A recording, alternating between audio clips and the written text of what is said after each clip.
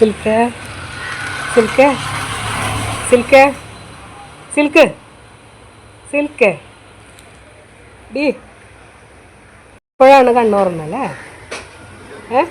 ഞാൻ എന്തോരം വിളിച്ചു? ബെൽറ്റൊക്കെ ഇട്ട് സുന്ദരിയായിട്ടിരിക്കണോ? വിളിക്കുമ്പോളെ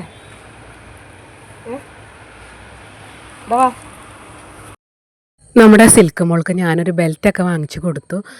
അവിടെയുള്ള എല്ലാവരും ഒരു ആശങ്ക ഇവളുടെ കാര്യത്തിൽ പറഞ്ഞു, കാരണം വന്ധീകരിച്ചത് കൊണ്ട്. പിന്നെ ഇവളെ പലരും ചിലപ്പോൾ ആവശ്യക്കാർ ഏറ്റെടുക്കാനുണ്ടാവാം. അപ്പോൾ അത് കാരണം കൊണ്ട് നമ്മൾ ഒരു ബെൽറ്റ് വാങ്ങി ഇടിച്ചതാണ്. പിന്നെ ഇതാ കണ്ടു, ഇവൾക്ക് ഇതിങ്ങനെ ചൊറിച്ചിലാണ് കേട്ടോ, എപ്പോഴും ഇങ്ങനെ ചൊറിഞ്ഞുകൊണ്ടിരിക്കണം. അപ്പോൾ നമുക്ക് എന്തെങ്കിലും ഒരു മരുന്ന് എന്തെങ്കിലും ചെയ്ത് കൊടുക്കണം, സ്പോട്ടോണോ അങ്ങനെ കാര്യങ്ങൾ എന്തെങ്കിലും.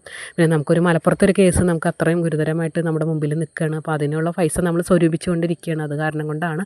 ആർക്കെങ്കിലും സ്പോൺസർ ചെയ്യാനോ താല്പര്യം ഉണ്ടെങ്കിൽ അറിയിക്കണം, ഈ കുഞ്ഞിന് ഒരു തിരി മരുന്ന് വാങ്ങിച്ചു കൊടുക്കാൻ. അപ്പോൾ ഇവളിതേ കണ്ട വന്നിട്ട് വീണ്ടും ആ കടയുടെ ഉള്ളിലേക്ക് തന്നെ കയറിപ്പോയി. കാരണം അവിടെ ഫാനൊക്കെ ഇട്ട് കൊടുത്തിട്ടുണ്ട്.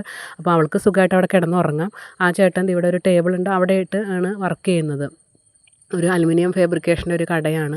അപ്പോൾ ഇവൾ അവിടെ കടയുടെ ഉള്ളിൽ കിടക്കും, ഫാനൊക്കെ ഇട്ട് കാറ്റ് കൊണ്ട് കിടക്കും. ആ ചേട്ടനും ഭക്ഷണം കൊടുക്കുന്നുണ്ട്. പിന്നെ അവൾക്ക് അല്ലാതെ വീടുകളിൽ നിന്നുണ്ട് ഭക്ഷണം കേട്ടോ.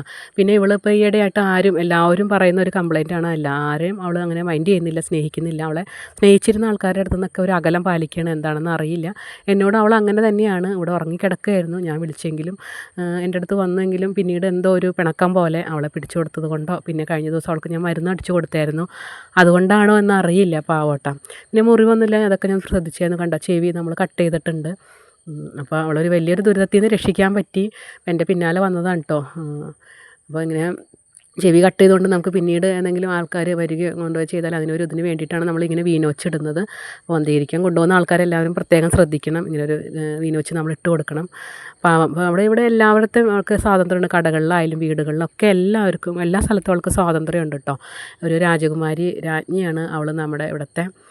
പിന്നെ എന്തോ കുഞ്ഞിനെ വല്ലാത്തൊരു ക്ഷീണം അത് ചെയ്തതിൻ്റെ ആണെന്ന് അറിയില്ല. എല്ലാവരും പിണക്കം പോലെയാണ്, അവളൊരു ഗ്ലൂമി ആയ പോലെ ആണ്. അങ്ങനെ ഉണ്ടാവുമെന്ന് പലർക്കും ഉണ്ട്, അങ്ങനെ ഡോഗുകൾക്കൊക്കെ വന്ധീകരിച്ചാൽ അത് കഴിഞ്ഞ് മാറുമായിരിക്കും. അവളെ നമ്മൾ പിടിച്ചു കൊടുത്തതിൻ്റെ ഒരു എന്തോ ഒരു പേടിയല്ല അവൾക്ക്, എന്തോ ഒരു നമ്മളോടൊരു വിഷമം പോലെ ഉണ്ട് അവൾക്ക്, എന്താണെന്ന് അറിയില്ല. പിന്നെ അതിന് ശേഷം നമ്മളുടെ ഡോറ കുഞ്ഞിൻ്റെ അടുത്തുണ്ട് നമ്മൾ വന്നത്. ഡോറ നിങ്ങൾക്ക് എല്ലാവർക്കും അറിയാം, നമ്മളെ വീഡിയോ ആദ്യം മുതലേ കാണുന്നവർക്കറിയാം ഈ ഡോറ കുഞ്ഞിൻ്റെ കാര്യം. അവൾ ഇതുപോലെ വെൽറ്റോട് കൂടി പ്രസവിച്ച് കഴിഞ്ഞപ്പോൾ ഗർഭിണിയായപ്പോൾ എങ്ങനെ ആൾ ഉപേക്ഷിച്ചതാണ്. ഞാൻ കാണുമ്പോൾ വിശന്നും ദാഹിച്ചും റോഡിലൂടെ ഓരോ വറ്റിന് വേണ്ടി ഇങ്ങനെ തിരഞ്ഞ് നടക്കുമായിരുന്നു. ഞാൻ ഭക്ഷണം എല്ലാം കൊടുത്ത്, പക്ഷേ കുഞ്ഞുങ്ങളെ ഒന്നിനും എനിക്ക് രക്ഷിക്കാൻ സാധിച്ചില്ല. അവൾക്ക് പാലൊന്നും ഇല്ലായിരുന്നു. അപ്പോൾ കുഞ്ഞുങ്ങളൊക്കെ പാല് കുടിക്കാതെയും പിന്നെ മറ്റുള്ളവരുടെ ഉപദ്രവത്താലും അവരൊക്കെ നഷ്ടപ്പെട്ടു എന്നാണ് എനിക്ക് അറിയാൻ കഴിഞ്ഞത്. പക്ഷേ അവളെ ഞാൻ കൈവിട്ടില്ല. ഒരുപാട് അകലെയുണ്ട് അവളുള്ളത്. അവളെ ഒരാളെ മാത്രം കാണാൻ വേണ്ടി ഞാൻ പോയി ഭക്ഷണം കൊടുത്ത് അവളെ ഞാൻ വന്ധീകരിച്ചു. അപ്പോൾ നല്ലൊരു സേഫായിട്ട് അവളിരിക്കുന്നു.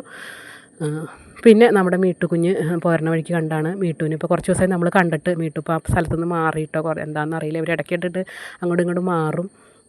ഇപ്പോൾ വേറെ സ്ഥലത്താണ് ഉള്ളത് മീട്ടു. അതിനുശേഷം ആ പരിസരത്ത് ഒരു അമ്മയും കുഞ്ഞുണ്ട്. അപ്പോൾ അതിന് മുമ്പ് നിങ്ങളെല്ലാവരും കണ്ടിട്ടുണ്ടാവും. കണ്ടപ്പോൾ ഞാൻ അവിടെ ചെന്നെങ്കിലും ഈ അമ്മ എന്നെ കണ്ടപ്പോൾ ഒരു ഭയത്തോടുകൂടി കുഞ്ഞുങ്ങളെ കൊണ്ടുപോകാൻ വന്നതാണോ എന്നുള്ള മട്ടിൽ കുഞ്ഞുങ്ങളെ ശാസിച്ചിട്ട് ഇപ്പോൾ അവരെൻ്റെ അടുത്തേക്ക് വന്നില്ല കേട്ടോ, മാറിപ്പോയി.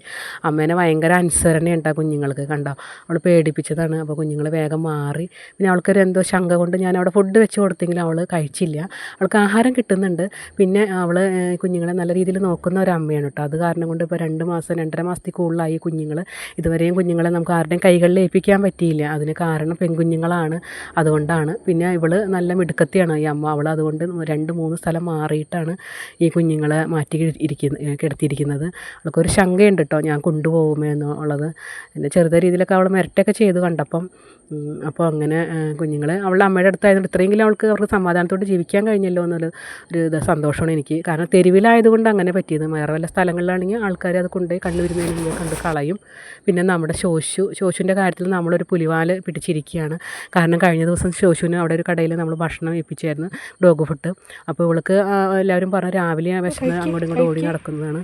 ഉച്ച കഴിഞ്ഞ് അവൾക്ക് ഫുഡ് ഞാനും എത്തിക്കുന്നുണ്ട്, വേറെ എവിടെ നിന്ന് കിട്ടുന്നുണ്ട്. അപ്പോൾ രാവിലെ അവൾക്ക് ഇത്തിരി പ്രായമുള്ളതുകൊണ്ടായിരിക്കും കുഞ്ഞിന് ഒരു പരാക്രമം എടുത്ത് അങ്ങോട്ടും ഇങ്ങോട്ടും ഓടുന്ന ഒരു കാര്യം എന്നോട് പറഞ്ഞതുകൊണ്ട് ഞാൻ ഫുഡ് ഏൽപ്പിച്ചു. പക്ഷേ അത് നമുക്ക് വിനയായി. കാരണം അപ്പുറം ഇപ്പുറമുള്ള കടക്കാർ അവളവിടെ ചെന്നതുകൊണ്ട് അവർക്ക് കല്ലെറിയാൻ തുടങ്ങിയെന്നാണ് അറിയാൻ കഴിഞ്ഞത്. അപ്പോൾ അവരൊരു പരാതി എന്നോടൊന്ന് പറഞ്ഞു. എനിക്ക് വല്ലാത്തൊരു സങ്കടം തോന്നി, പാവം.